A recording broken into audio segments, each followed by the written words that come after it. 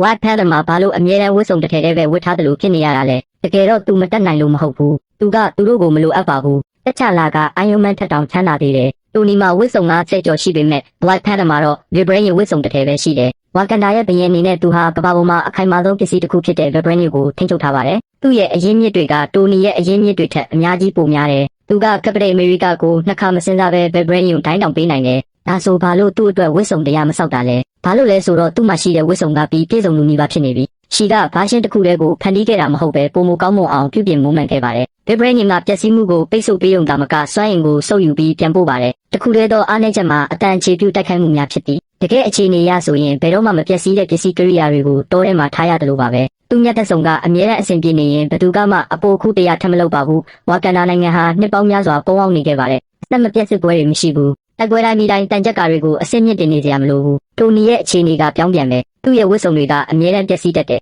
တခါတရံတိုက်ပွဲတစ်ခုပြီးတိုင်းတောက်ွယ်သွားတတ်ကြတယ်။ဒါကြောင့်သူဟာအသစ်တွေကိုတိစောက်နေစေဖြစ်ပြီးတိုးတက်အောင်လည်းလှုပ်ဆောင်နေပါတယ်။အဲ့ဒါကမှတကယ့်ကွာခြားချက်ပါ။တိုနီဟာအဆက်မပြတ်အသုံးပြုခြင်းနဲ့ဆုံးရှုံးမှုတွေမှတဆင့်တိုးတက်ပြောင်းလဲလာပါတယ်။ချာလာကစနစ်တစ်ခုကိုပြီးပြည့်စုံအောင်လှုပ်ဆောင်ပြီးထိန်းသိမ်းထားနိုင်ပါတယ်။ဒါကြောင့် Black Panther မှာဝတ်စုံတစ်ထည်တည်းပဲရှိတာမဟုတ်ပါဘူး။သူ့ရဲ့ဝတ်စုံတစ်ထည်တည်းနဲ့တင်လုံလောက်နေပါပြီ။ပြီးတော့အဲ့ဒါကပိုကောင်းတဲ့မေးခွန်းတစ်ခုကိုပေါ်ပေါက်စေပါတယ်။အဲ့ဒါက Iron Man ကဘာလို့ Vibranium ကိုတိစောက်ခဲ့တာလဲ